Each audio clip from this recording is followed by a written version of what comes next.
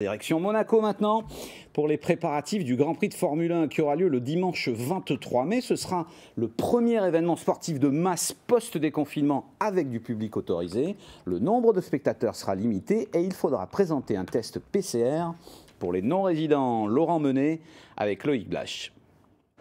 Impossible encore de dire combien le Grand Prix de Monaco va drainer de visiteurs pour cette édition si particulière en raison du contexte pandémique. Mais ici, on veut y croire, en particulier dans le secteur de l'hôtellerie. On a pas mal d'appels pour le Grand Prix. On a eu malheureusement quelques annulations également à cause du Covid. L'établissement, qui possède pas moins de 181 chambres, ne sera pas complet durant les 4 jours du Grand Prix, mais les réservations continuent d'arriver.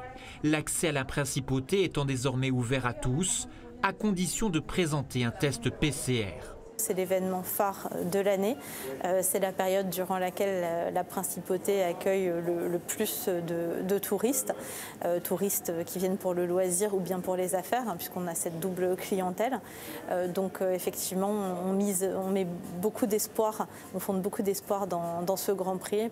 Pour 2 nuitées sous forme de package qui offre plusieurs prestations, il faudra quand même débourser 7 650 €. Reste que l'événement est organisé selon des critères très stricts. Nous ouvrons la possibilité au public, sans restriction d'origine de celui-ci, à venir assister au Grand Prix dans les tribunes, avec une jauge qui est grosso modo pour le jeudi, pour le samedi et pour le dimanche de 40% de la jauge, enfin de la capacité des tribunes assises, soit 7 500 spectateurs.